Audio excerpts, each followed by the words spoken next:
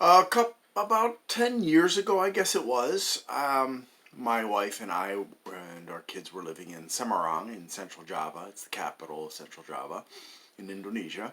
And a cousin of my wife's had come to visit. In fact, she was staying with us while she worked in Semarang, and that was okay. Um, One day, I started having some pain here, and it got a bit worse, and it seemed like it was up in here too. And so my wife's cousin volunteered to massage me, which was great. It helped here, um, but it didn't help here. The pain continued, and I didn't understand what was going on. I was very confused about it. How could it be that a massage would relieve pain here but not here? So I went to see the doctor, and the doctor determined that because of my posture, there was a nerve in my neck that was being pinched when my posture was incorrect, and that was causing pain. Because eventually it got to the point where there was some tingling in these two fingers here, and the pains that had been up here in the this kind of area here had traveled down most of my arm, and so there was pain in a large part of my arm on the outer side of it, and also some in numbness and tingling in my hand that had also increased by the time the doctor realized what was going on.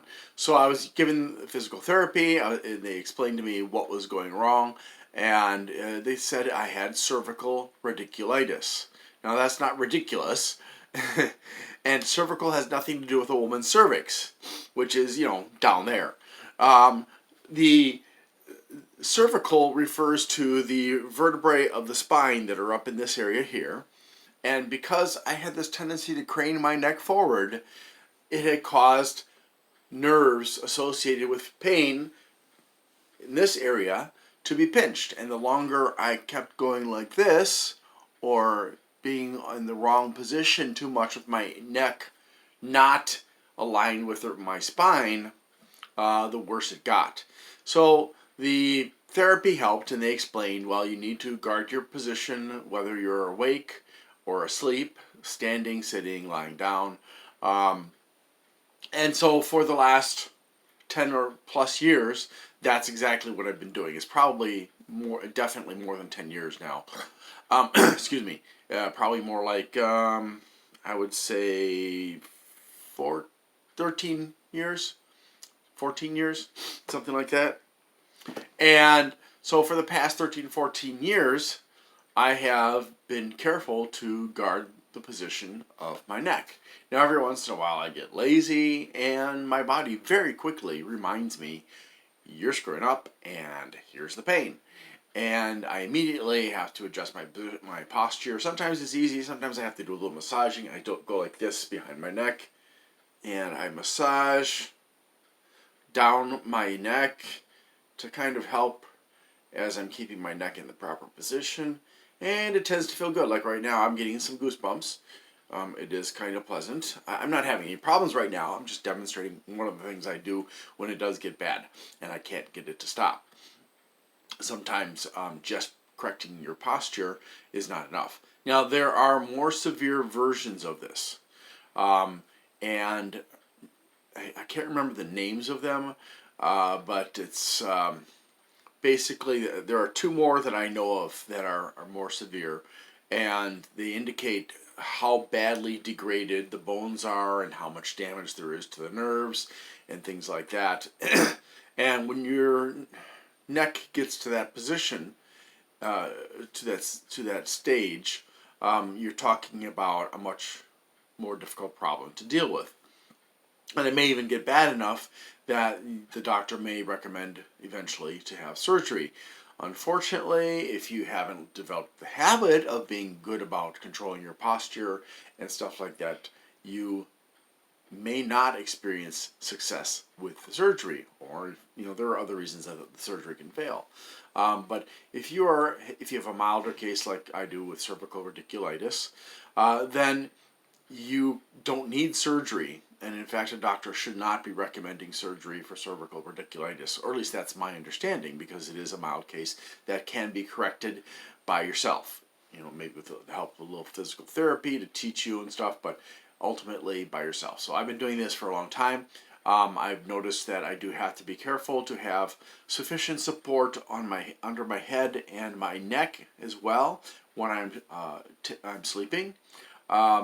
And I have to be careful not to have too thick of a pillow, because it'll put my neck, it'll put my head and neck to one side, which which in very short order will cause pain. It doesn't matter whether it's this way or this way. I even have sometimes a little bit of problems on this side now. If I'm sleeping on my back, which I can't really do because I have sleep apnea, and I tend to often stop breathing when I'm on my back. But if I were to sleep on my back, if have you ever seen those bolster kind of pillows that the Japanese use under their heads when they sleep? That one would cause me very rapid and extreme pain, and it just very bad idea, because it puts your neck really out of whack with the rest of your body. So basically, it has to have I have to have a low pillow with a little bit of support of the neck, but I don't really sleep that way. I also don't sleep on my stomach anymore, because then I'd have to sleep like this, and that is going to cause problems as well. So again, the idea is to have a bed and pillow that support your body in the proper way, so it's not pushing things out of shape, that's causing other things to get out of whack.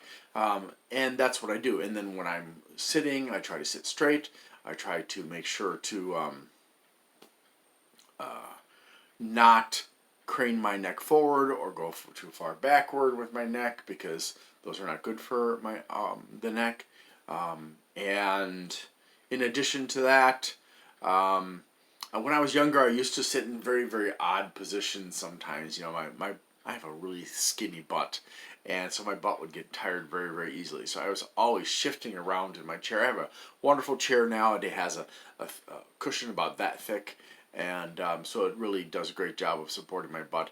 But when I was younger, I didn't have that luxury, and so it was extremely uncomfortable to sit in a chair in one position for any real length of time.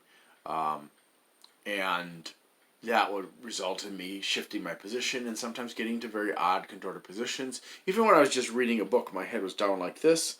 And I've even seen that with my kids. They're having some problems now, because they spend so much time in front of their computer and reading books, and they tend not to guard their posture, and they're not aware of it. So I've been trying to teach them about it. My wife had an uncle who also developed cervical radiculitis, and he told me about it, and I said, well, you don't really need to have surgery. And I explained to him what I've explained to you, and he didn't end up having surgery. He was able to self-correct as well. So my hope in sharing this with you, and again, you should remember that I'm not a medical professional, and you should talk to your doctor. But unless you have a very severe case, you should be able to self-correct, develop good habits of posture in order to prevent damage to the nerves, so that you can have good quality of life like I've enjoyed ever since this developed. I hope I've helped today. Thank you very much for watching, and I hope you have a great day.